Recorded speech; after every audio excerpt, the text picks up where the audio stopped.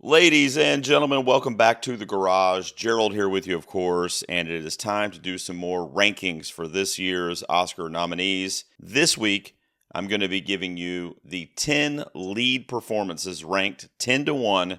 Yes, that includes Best Lead Actress and also Best Lead Actor. I am grouping all of them together, and we're going to rank them right now.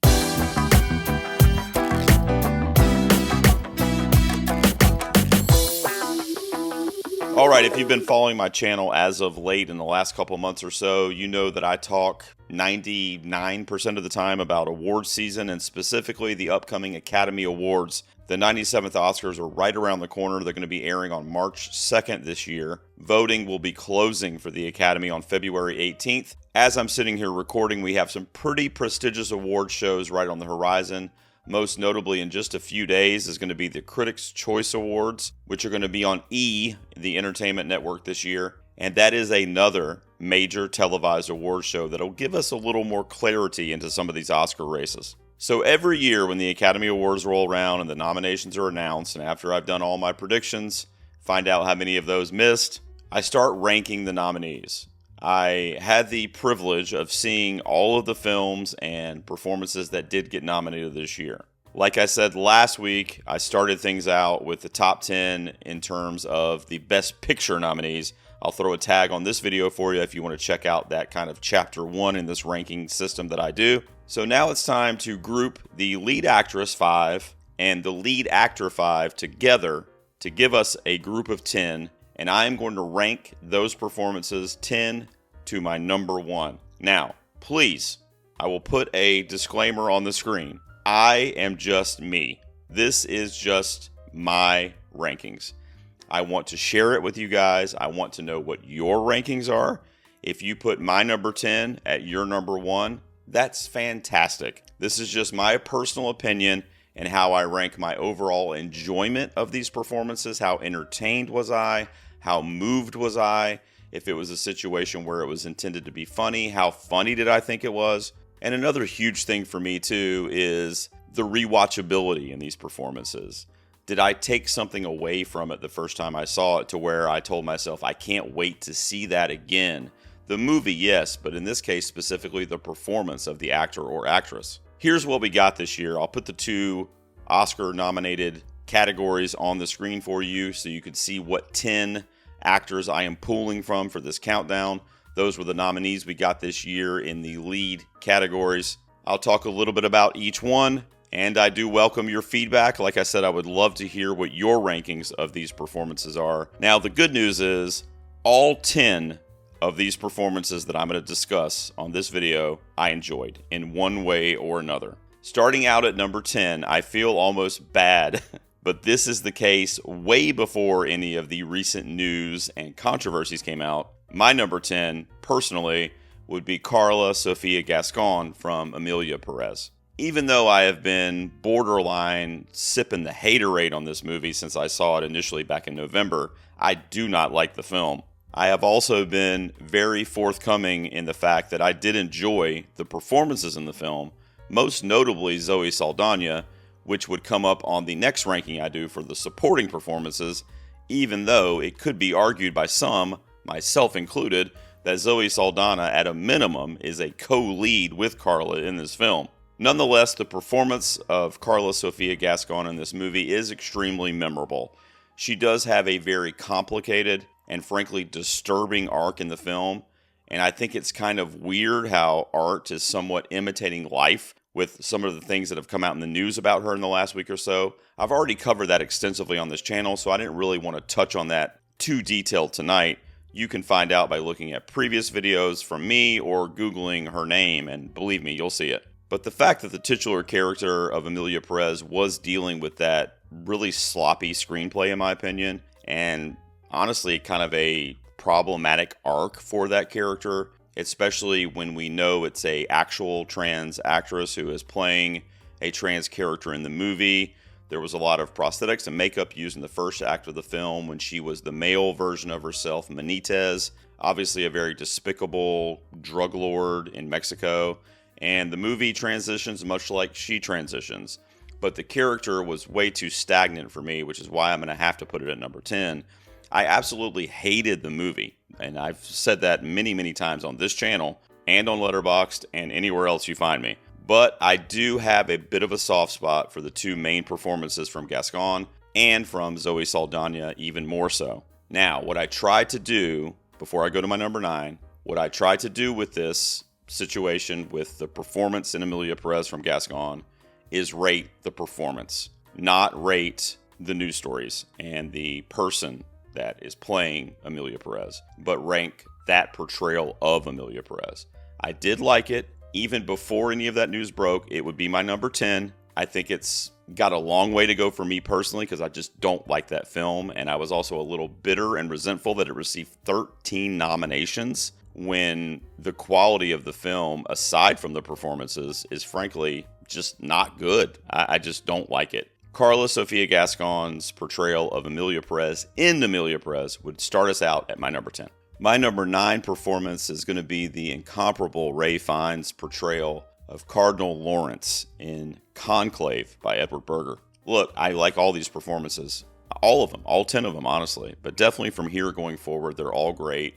And not only that, all of them have a little bit of a storyline and a little bit of a springboard to a possible Oscar win, too. Not just the Oscars, but none of the major televised awards have happened yet. Ralph Fiennes, for example, is probably a favorite for an award show like the BAFTAs, the British Academy Awards. But what he does in Conclave, along with a lot of the other performances in that film, too, is just captivating. It's a very quiet and subdued film, and with the exception of maybe the outburst and kind of the animated performance we get from Stanley Tucci in that movie, most of the other characters in the film, especially Fiennes, who is our lead, is very calm, quiet, and collected in this movie. And that's not an easy thing to perform, especially in film format. He's been known to do it throughout his career, but he's also done those very boisterous, over-the-top numbers as well.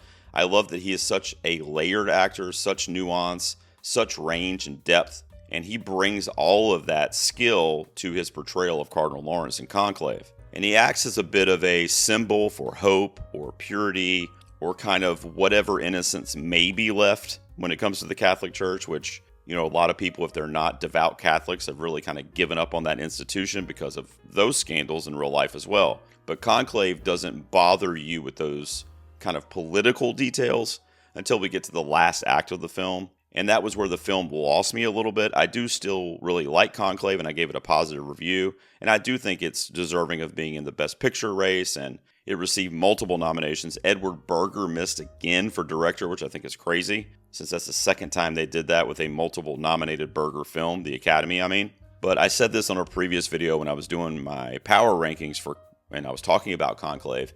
Ralph Fiennes, specifically in this movie, as our conduit, as our tour guide in this film, makes a pretty boring overall plot very intriguing and very almost edge of your seat.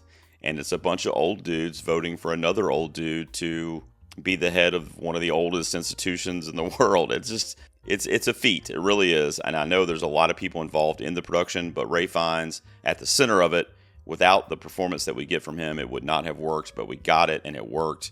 And I love this dude. I think there is a small glimmer chance that he could somehow, in what I would consider an upset, win the Academy Award for this portrayal. I think the Academy is going to love him. He's been around forever. He's been there before at the Academy Awards.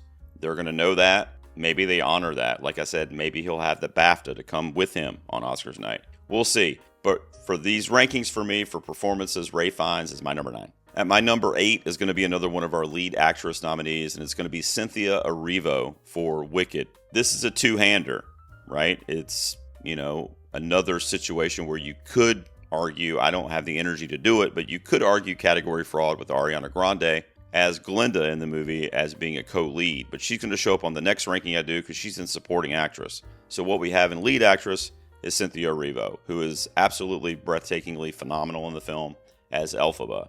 One of the reasons why I admire this performance so much, I mean, Erivo is a very, very talented actress, and I've been following her career pretty closely in recent years. She's a previous Oscar nominee.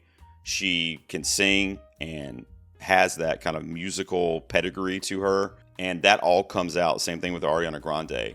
And the two of them together are such a surefire tandem that was one of the more feel-good relationships in cinema this year, whether you're talking about the friendship or the complicated nuance of how they came together, grew apart, came back together, and then of course in part two, if you know the musical, it gets a little darker for those characters. But in the movie that we got this year, it was a very feel-good coming together of two people that are on the opposite sides of the world and are completely different from each other, and how they can still coexist, and not only coexist, but be part of each other and create kind of this unit that we got with Elphaba and Glinda and Wicked. And the admiration that I have for Revo is otherworldly, because this is a character of the Wicked Witch of the West that could be argued one of the greatest movie villains of all time, one of the great cinematic villains, one of the greatest villains in like literature as well. And she's recreating that and kind of making that her own, while still making it just familiar enough for those of us that love The Wizard of Oz or read the books, etc. I predicted her all season. People were dropping her out as we were getting closer and closer to the Oscars, and they thought she was going to be this year's Margot Robbie, like what happened last year with Barbie. I saw the argument, but I never dropped her out. She wasn't missing anywhere. She's extremely memorable and Wicked, and if you're a fan of that musical, if you love musicals, period, really, you're going to be sucked in by her performance, but also Grande, and especially the two of them together, like I said. It would be my number 8 among this year's nominees. I could catch some fire for this one, but my number 7 is going to be one of our lead actor nominees, and it's going to be Adrian Brody from Brady Corbet's nominated film, The Brutalist. You know, Brody plays Laszlo Toth, who is a Hungarian-born immigrant that comes to America right after surviving the Holocaust. And his portrayal is remarkable because in Hungary, pre-Holocaust, he was almost like a celebrity from an architecture point of view. He was known for being an artist in these elaborate buildings and places that he was responsible for creating in his native land. When he comes to America after the Holocaust and after all of that bloodshed and tragedy, he's nothing in America. He arrives here with nothing. He has a distant family member that helps him kind of get started in New York City. But to go from like the world-renowned architect that he was, just a true visionary that was a world-renowned, he was admired all over the world. And then to come to America, and by the way, without your family, your wife couldn't come with you. You come here alone as a necessity for survival in the climate that we were in post-World War II with literally nothing. And, you know, not only having to start over from scratch in a brand new country, but to have all the kind of credentials and success that you were used to and that you had worked so hard to build up, essentially be erased from history, especially, you know, pre-internet and all that kind of stuff. I mean, it would be horrible if it happened today, but at least there would still be a record out there and you would be able to find it and people could see it and admire it. In the 50s, it wasn't like that. And what Brody did in this movie was capture that duality of the successful artist and the starving artist, but they're the same person and they're making the same art. The result is a little bit different. You know, it's an American epic is what the film is. It's the American story told through the eyes of an immigrant, the POV of an immigrant. And Brody captures it. He really does. This is a phenomenal performance. I know it's my number 7, but I love all these so much. You know, I'm just throwing them in a basket. I mean, I have my 2 or 3 that are going to be at the top no matter what, but I'm not saying it's a bad performance. It would just fall at my number 7 of the ones I enjoyed the most. Also, this is one, I would mention the rewatchability. This is one I'm not like rushing to rewatch unless I'm going to pick out some technical stuff with, you know, production design, score, that kind of thing. His performance, I'm in awe of it, and I would be if I watched it again, but it's a 3.5-hour epic that, you know, does have periods of time where the attention is very, it has to be very, very drilled in. So the rewatchability is a lot lower on The Brutalist than it is for some of these other movies for me, which is also why it may have knocked it down a couple spots. But I love this performance at the end of the day, and no matter what I think, we'll talk about another one here in a minute, but no matter what I think, Brody is looking good to be at a minimum in the front runner race for the Best Actor Oscar this year. So he doesn't need my number 1 ranking. I did love his performance, but he would be my number 7. Talk about a powerful performance that's not only that, but it's a courageous undertaking. And then that is also layered with the fact that this actor had one of the best years in terms of like just the vision that he had and the roles that he chose. And I'm talking about Sebastian Stan would be my number 6 for The Apprentice. It seems almost weird or icky to even be talking about this movie in our current political climate, at least here in America. I'm a vocal opponent of what's kind of going on right now with our newly sworn in president. But in this movie, we get a snapshot of that kind of larger than life character, if you will, and how he starts out as this kind of sympathetic, whose general motivation is to just make his city a better place. He just wants to improve the town he lives in. Now, it happens to be New York City, but nonetheless, that's what he kind of set out to do on his whole Trump journey. Jeremy Strong as Ray Cohn in the film becomes friends with Trump in that early part of the film. And he's the kind of hard-ass, hard-nosed, taking care of business. I don't care who's in my way. I'm going to get the victory person, and is a bit of a mentor to Trump in that way. And a lot of those characteristics that Strong carries in the first half of the film get kind of transferred over to Stan in Trump's character in the second half of the film. And as the film goes on, especially past that halfway point, then we see kind of the narcissistic, dark Trump that, we see today, frankly. But definitely that we saw once he was kind of at the height of his real estate game, and was just kind of, ego was just being fed, day after day after day. I mean, the buildings are literally made out of gold. I mean, that's, what this guy needed in his life, I guess. But my point is Sebastian Stan was able to capture that kind of spectrum, that prism of personality traits, and how easily we can fall into a different pattern than where we started, even though our results and our goals might be the same. Frankly, I'm proud of the Academy for nominating him for this. It's not a pro-Trump movie. I know Trump's on the poster, and obviously if you see clips, you're going to be looking at Trump or looking at Stan as Trump. But how easy would it be for somebody to take on Trump and it turn into a parody, like an SNL skit? He's a character that when you start talking like him or using those mannerisms, it's almost like you're making fun of him, or you're imitating him. You're not giving an acting performance.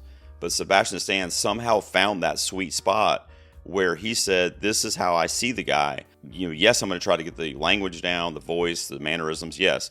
But I'm going to perform this guy the way I see him and the way I think he may have thought in the 80s. And it comes across brilliantly. I mean, the reason I know it was a great performance is because I do not like Trump, and I was sympathizing with him in this movie. And when I reflected on that, it's because of Stan. It really is. I mean, he did such a good job at selling it and at kind of visually, through his face and mannerisms, explaining those motivations to me to where it made sense. Now, I hate it ended up where it ends up in the story, even if you look at today as we're sitting here.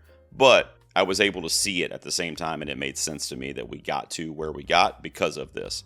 And Sebastian Stan was just, I know a lot of people are avoiding The Apprentice because of whatever the subject matter, but my man killed it. Stan absolutely killed the game in this movie. His portrayal of Donald Trump in The Apprentice would fall at my number 6. All right, as we get into our top 5, I'm going to immediately start out at number 5 with one of my favorite films of the year that had a bit of a rough day on Oscar nominations morning, and that's Sing Sing. And my number 5 performance would be that of Mr. Coleman Domingo, who was nominated for the second year in a row for lead actor this year. Domingo plays Divine G, a prisoner at Sing Sing prison in New York, who kind of as a way of therapy and rehabilitation to return to society, engages in these theater arts exhibits in the prison. And him and several other inmates there essentially have an acting troupe, and they perform various Shakespeare plays and plays that he even writes his own original screenplays for. And, he befriends a lot of people in the prison,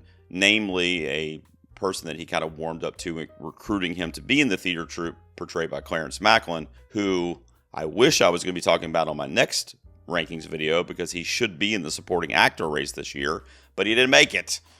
Sorry, that one's been sticking with me because I had Macklin at my number 1 for 3 months. And I didn't move him until a few days before the nominations came out, and of course he missed. Look, Coleman Domingo is one of the best alive. He has proven that in the last few years. Unfortunately, I think we're in another situation this year that's very similar to his nomination last year, where the movie is just under the radar for whatever reason. It happened with Rustin last year too. That could have been a Netflix problem. And now you look at this, Sing Sing, and that, frankly, is an A24 problem. So these studios are not doing Coleman Domingo justice, in my opinion, because the guy is turning in work that nobody's going to argue with you if he's the one on the stage getting the Oscar. I mean, of course. I mean, this is a brilliant performance. It's not my favorite, obviously, as it's at my number 5, but it is definitely worthy. And, his kind of heartbreaking portrayal of this character, who is essentially translating to us as the audience that he has found himself in a scenario that is frankly somewhat beneath him, but he's making the best of that at the same time. He's not given up on his life. He's not given up on the situation, despite how rough it looks for him, especially considering if there's innocence versus guilt for his character in the film. And, that's somewhat open-ended by Greg Quidar, but you get the impression like maybe this is a wrongful conviction type situation, which of course happens all the time in America. And I just can't imagine. I mean, first of all, I can't imagine being in prison, period. Could you imagine me in prison? But I can't imagine being there if you were innocent, if you didn't do anything and the justice system failed you. But the reason I was able to imagine it is because of Clarence Macklin's beautiful, tender, like I said a second ago, heartbreaking performance. That's the best thing I can say to you. There's a moment in the movie that kind of captures what I'm saying, where he's about to go on stage and perform the play that they've been rehearsing for months. And he's backstage by himself, and, he's not saying anything, and he's just kind of looking up at the sky. The lighting is beautiful, and you just get the impression, or at least I did, that he knows he's not going anywhere. He's not performing for anything but the walls around him. He knows that. But what else is he going to do? That's his lot in life at this time. Perhaps forever. I'm not going to give away the movie, but what a performance. And Coleman Domingo continues to do it year after year now. I mean, it's becoming a pattern, and I think with some projects he has lined up for this year, I got to be honest with you, I'm not making my hang tight. I'm not making my predictions for next year's Oscars yet. But I will tell you, I would not in the least be surprised if he, for the 3rd year in a row, gets nominated next year. And he also has some fun ones on the horizon, too. Like, he's going to be a game show host in the Running Man remake. And, the guy knows how to pick them. And he's one of the more charismatic, charming, and frankly, skillful actors that we have working today. My number 4 on this list of my personal rankings for lead performances is going to be who I think, as I'm recording this on February 3rd, your Best Actress winner this year, and that's Miss Demi Moore in The Substance. This is another two-hander, just like I said with Wicked, which brings it down a smidge in my rankings. But Demi Moore is like, does she need Margaret Qualley in this movie? And I'm not talking about the plot of The Substance.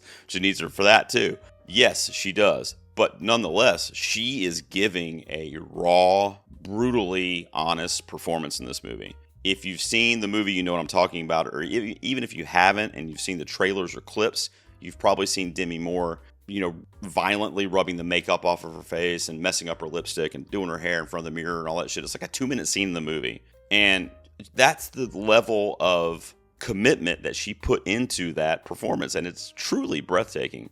And I made this point when we were reflecting on the Oscar nominations. My friend Lex came on the show. Nobody that set out to make The Substance, that film, Coralie Farjad, Demi Moore, Margaret Qualley, Dennis Quaid, nobody involved in that production, I'm telling you right this second, nobody signed on to that movie and went onto the set of that movie, read the script, whatever, preparing for the film, and thought to themselves, let's win an Oscar. That is not an Oscar movie, okay? I realize it got 5 or 6 nominations, but nobody expected that. Coralie will tell you she did not expect it. I'm pretty sure Demi Moore did not expect it. Now, is it nice to be recognized? Of course, and I'm so glad that it is. I'm a horror guy, so this is the one movie in, I guess, a 10-year period that we're going to get some horror nominations for. Maybe that title change. I don't mean to be too cynical, but based on history, I'm also not super, super hopeful. But that's why this performance and everything else really involved in the production is so impressive, because they weren't doing it for awards. They weren't doing it to be recognized. They were doing it to entertain us, essentially, and to make a horror, like a sci-fi horror product that blew your mind, that was a mind-bending, visually captivating, holy shit of a movie. This is insane. And Coralie Farjad, God bless her, as a director, did that in spades with this movie, and it was leveled by Demi Moore's performance. Like I said, so courageous, so committed, and mirroring her own career in a lot of ways. I mean, the film speaks to that aging out in Hollywood and to dealing with the plight that women suffer when they do get older in the public eye and what's expected of them, frankly, from men in that same culture who are probably older and fatter and uglier. But it's just the nature of Hollywood, really. And it's the nature of the male gaze and what's expected of women. And that underlying narrative and the way Demi Moore and Margaret Qualley, too, as the kind of flip side of it, portray that in this kind of almost dark comedy, gross body horror kind of way is eye-opening and unforgettable. And the rewatchability on this one is also super high.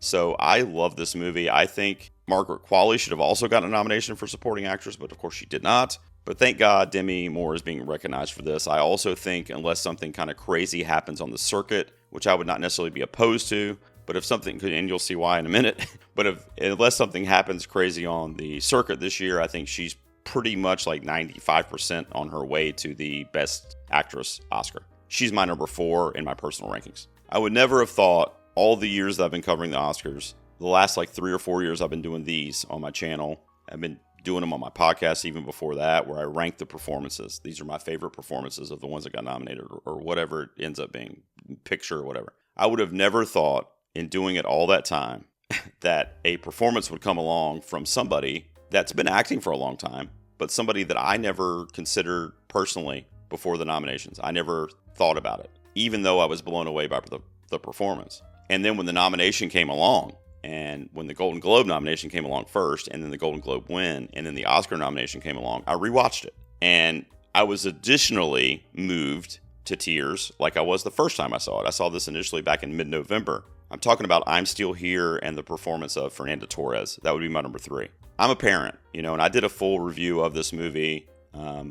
And thank you to everybody that watched it. I actually put it on my community post last night that it was the number 1 most viewed movie on my channel, which is great because I love the movie. I would much rather it be for something I love. So thank you to everybody that watched it. I'll put a tag up here for you if you want to check it out. But in that review, and just giving you kind of a brief sum up here, Fernanda Torres is a mother holding her family together during a military dictatorship kind of overtaking in the early 1970s. The filmmaker Walter Salles and the performances of people like Torres in this movie take time to connect you to her and to the family that she's ultimately going to end up being the glue for after a tragedy. But in the beginning of the film, 30, 40 minutes lead, in the opening, it's just them as a family that love each other. It's expressing Brazilian culture and, what they do for fun, going to the beach, playing volleyball, listening to records. I really connected to all of that. Like I said this in my review, that a lot of the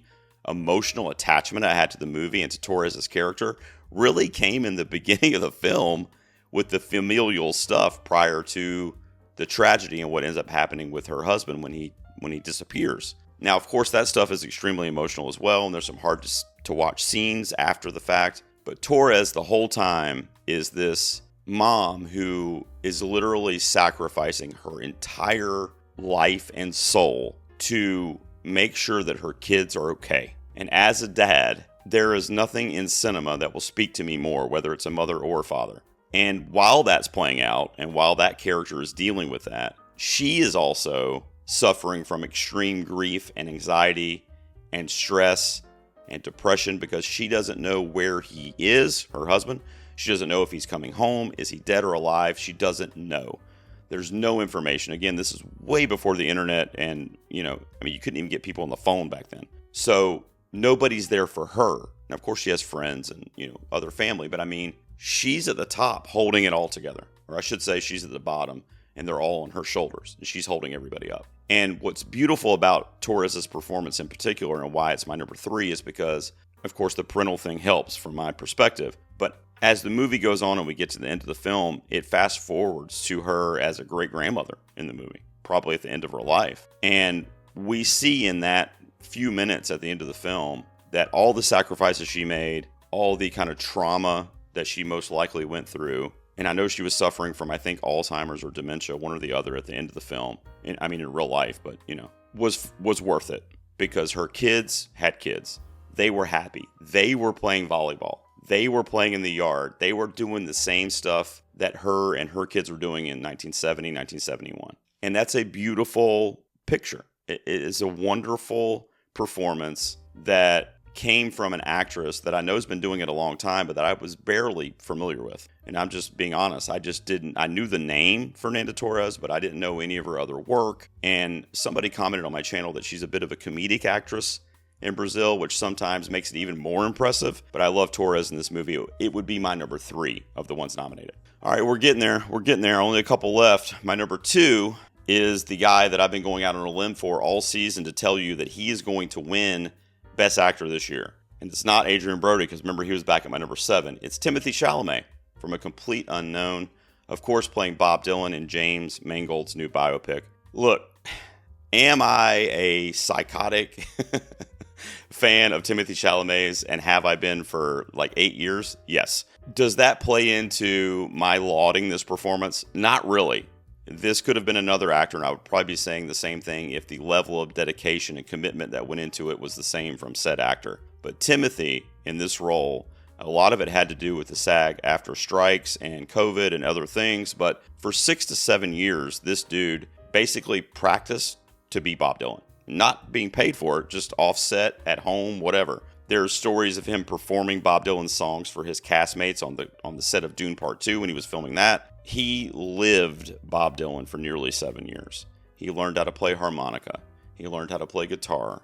And by the way, singing like Bob Dylan is not learning how to sing in general. It's a very nuanced, weird inflection. Like, he's got a strange singing voice. A lot of people, categorize his songwriting as the best of all time when it comes to popular music. And they're probably right. The lyrics are Nobel Prize-winning lyrics. Essentially poetry that are written to melodies. And it's not an easy thing to do, and Bob Dylan did it for the better part of his life. So for everything I just said, which is really the makings of a legend, really, whether you like him or not, I mean, he's an American music legend, Bob Dylan. All that stuff, and you have this young guy, I think he just turned 30 years old. I mean, it's not like he's been doing this forever. And he harnessed that enigmatic icon in this movie. And I was just blown away by it. I mean, I love the guy, but I also didn't expect what I got. Even knowing how good he is, I didn't expect it. We got something more than I even expected. Some of his biggest fans even expected.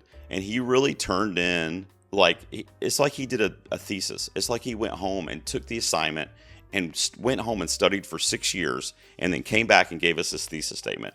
And what he gave us was almost a mirror replication of Bob Dylan in the early 1960s.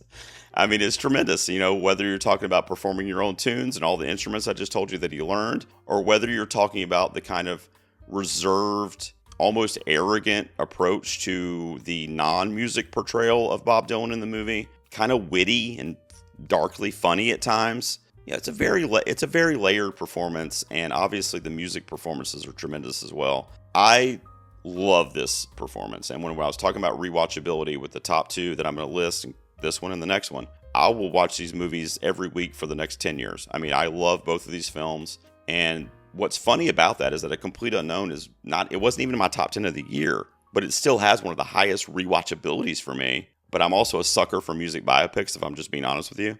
And I loved how this one was kind of unique and different. It wasn't the formulaic biopic that we normally get. Mangold already did that. He did that with Walk the Line. And this is different. It has kind of ingredients from those kinds of movies, but it's also a very different kind of snapshot picture at the same time.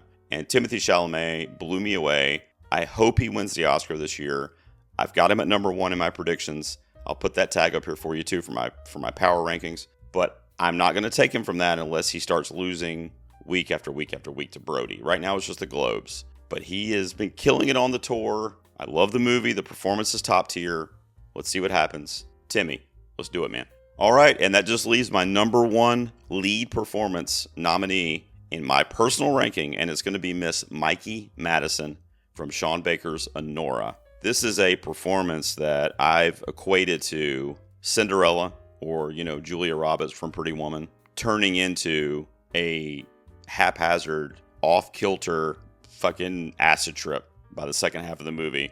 Just Uncut Gems style filmmaking. And Mikey Madison, and the whole film takes place over the course of like a week. Mikey Madison's character is getting all of that kind of stimulation that we see in the movie, the way Baker films it and the way the performances come across and the music and etc. Mikey Madison as Annie in the film Honora is receiving all that stimulation in real time and receiving all of that kind of anxiety fueled moments and frankly life altering moments for her in real time in a very short, compacted amount of time. And, without giving away too many plot points to Honora, if you haven't seen it, she goes through like 10 or 15 years worth of life experiences in a week. And that may even be generous. It may have been more than that, really. And the expectations that Annie has in the movie for what she has discovered or what's discovered her, and how that can all come crumbling down really quickly. And the battles that we choose to fight along the way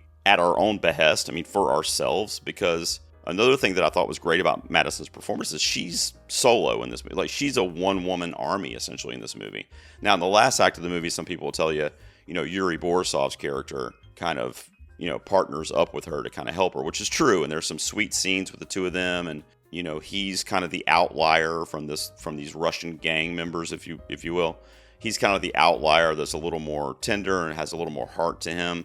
Even though while there's some great comedic scenes from some of the other goons in the movie, but he is phenomenal in this, and he is definitely a ally of hers in the movie. But aside from that, she's living all this stuff. It's literally hitting her in the face at like rapid pace, and she's making these quick decisions. Her character's essentially making mistakes, really, and having to live with the mistakes like a couple hours later, and then having to try to fix it. And then once it's fixed, she makes another one, or something bad happens to her, or like she doesn't get the answers that she wants. And by the time we get to the last act of the film, there's a huge reckoning that the character has to deal with, essentially because of the decisions that she made. And some people will say, what it was for, what it wasn't for. Did she make the decisions for money?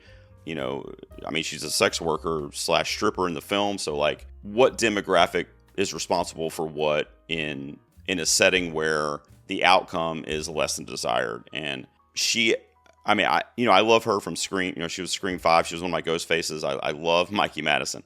And when I heard that she was in this Sean Baker movie, who I also typically love as a filmmaker, I was like, man, that sounds like perfect. And then when I saw Nora, I was like, that's perfect. Like, she absolutely embodied this character of this like New Jersey stripper who doesn't really have the life experiences that's required for what her character goes through. And that's why I said it was so impressive in her performance for me to see her reacting to those things in real time. And I thought she was very believable in the role.